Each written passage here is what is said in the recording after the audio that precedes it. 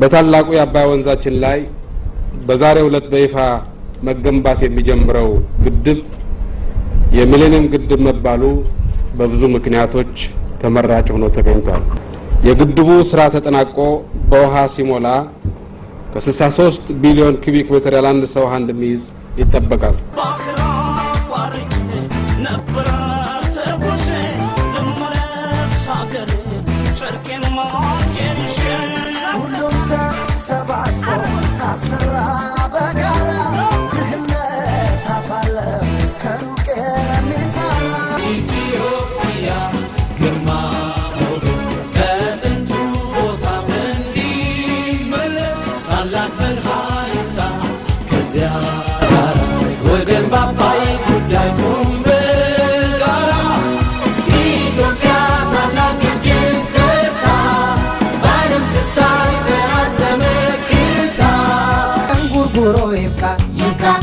ይገባል ውዳሴ እንጉርጉሮ ይካ ይገባል ውዳሴ ጉዞውን ጀምሯል አባይ በህዳሴ ምድሩን አርሰው ገበሬው ይዝራ ተምዘግዘግና ጨለማው ይብራ ድህነት ይውረድ ከላያችን ላይ ይብቃው ቁጭቱ ወገን የባባይ ልዩነታችን ጉራማይሌ የውበት ሚስጥር ነው ምሳሌ አንድነታችን የኃይል ምንጭ የህዳሴያችን አረጋጋጭ የህዳሴያችን አረጋጋጭ ታላቁ የኢትዮጵያ ህዳሴ ግድብንና ሌሎችን በመገንባት ዳር በማድረስ ነው የምንገልጸው። ወደ ላቀ ደረጃ አገራችንን እናደርሳለን። ይህንን ቃል ኪዳን ነው እየገባን ያለ ነው። I know that some people in Egypt have old-fashioned ideas. Old-fashioned ideas based on the assumption that the Nile water belongs to Egypt and that Egypt has the right to decide as to who gets what of the Nile water and that the upper riparian countries are unable to use the Nile water because they will be unstable and because they will be poor. These circumstances have changed and changed forever. Ethiopia is not unstable. Ethiopia is still poor, but it is able to cough up the necessary resources to build whatever infrastructure and dams it wants on the Nile waters. Free Peter Naga and not political prisoner. You are a dictator. You are committing crimes against humanity. Don't talk about food without freedom. We need freedom more than food. We need freedom more than food. We need freedom. Freedom, freedom, freedom. Mallah Zenawi is a dictator. Mallah Zenawi is a dictator. ኢትዮጵያን ላለፉት 21 ዓመታት በከፍተኛ ብስለትና ብቃት የመሩት ክቡር ጠቅላይ ሚኒስትር መለስ ዜናዊ ከዚህ ዓለም በሞት ተለይተዋል።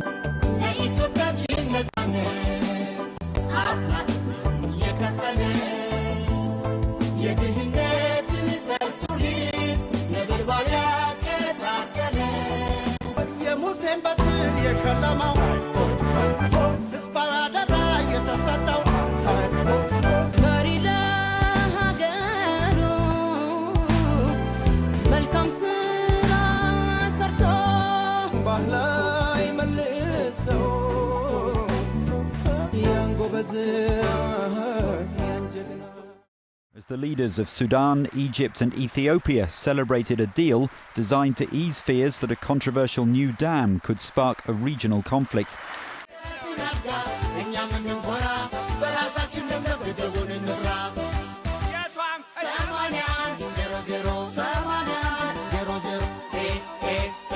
የህዳሴው ዋንጫ አዳማ ከተማ እስከገባበት ድረስ ለህዳሴው ግድብ ከነዋሪዎች ከ27 ሚሊዮን ብር በላይ መሰብሰቡን ገልጠዋል።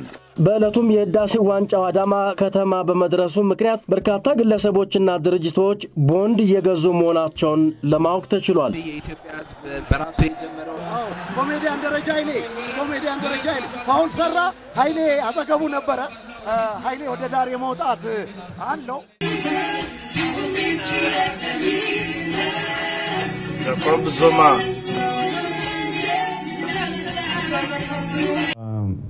First of all, we need confidence from Egyptian side.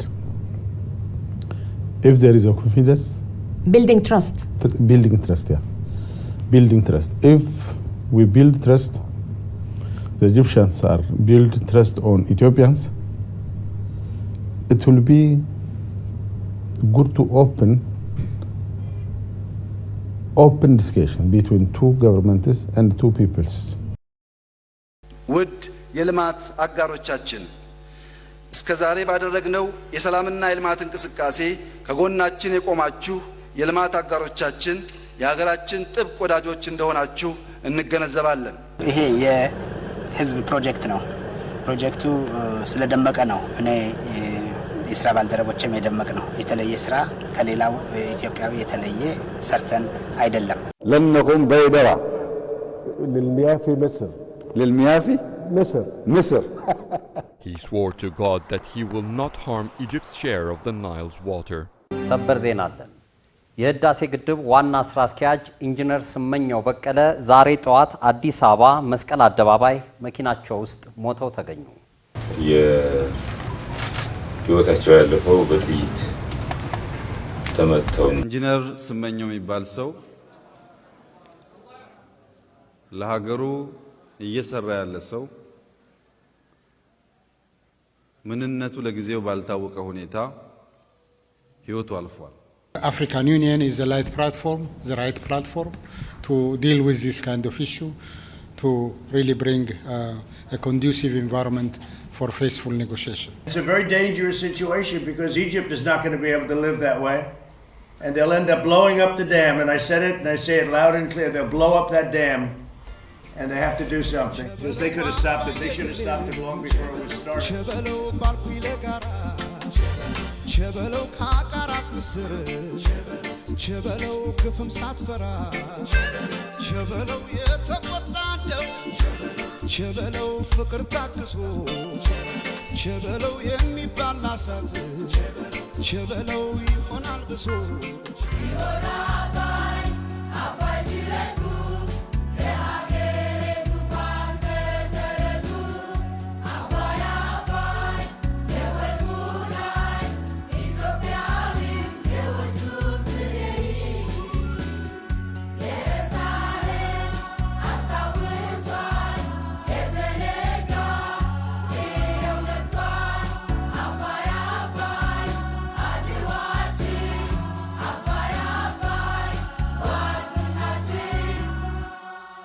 Our mission set is not to impose a solution on this, but rather to get the three countries to come together around a solution that each of them acknowledges works for the concerns of all three nations. We have been heartened in the context of those conversations to watch each of those countries recognize the needs and concerns of the other two countries. It's been a very professional discussion. A great deal of work remains, but I'm optimistic that over the coming months, we can resolve this.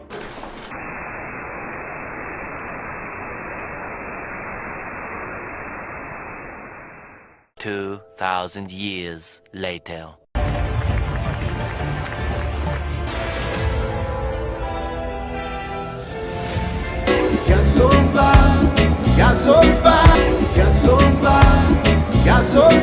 ጌታቸው ምንድነው ስራዎት?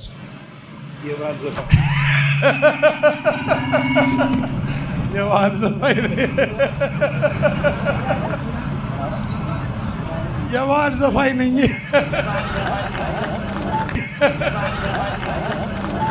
ዛሬ ያለን የውሃ ክምችት 42 ቢሊዮን ሜትር ኪዩብ ነው። 1 ሜትር ኪዩብ ማለት 1000 ሊትር ማለት ነው። እንደው 1000 ሊትር ውሃ $1 ገዛን ቢባል ዛሬ ግማሽ ሊትር የሚታሸጉ ውሃዎች ዋጋቸው ስንት እንደሆነ ይታወቃል። ነገር ግን ረከስ ስላርገውና 1000 ሊትር ውሃ $1 ገዛን ቢባል 42 ቢሊዮን ሜትር ኪዩብ ማለት $42 ቢሊዮን ውሃ ሴቭ አርገናል ማለት ነው። በቀሶ ማብራትን መጠቀም አልቻለም። ለምን 200 ብር ካሞላ አንድ ሳምንት አይቆይም። ቤት ገብተ ደግሞ የሞላውን ደግሞ ስትሄድ ደግሞ አንዳንዴ 200 ብር ይቆርጥብሃል ወይ 300 ብር ይቆርጥብሃል። ያ ምን እንደሆነ አናውቅም። ሄደህም ስታመለክት በሚቀጥለው ይታያል ወይ ብድር ወስዶ ይባላል። ምን ብድር እንደሚሰጠን አናውቅም። ይሄን በውሃ ብቻ ቀቅለን በልተን ማደር እንችላለን። ትንሽዬ ጨው ጠብ አድርገንበት ሌሎች ደግሞ ነገሮች ጨምረንበት ባቄላ ምናምን ቆንጆ ስታርተር ሊሆን ይችላል። አንዳንዶች እንደ ሜን ኮርስ ይበሉታል። በቀላሉ ለምግብ መዋል የሚችል ነገር ነው።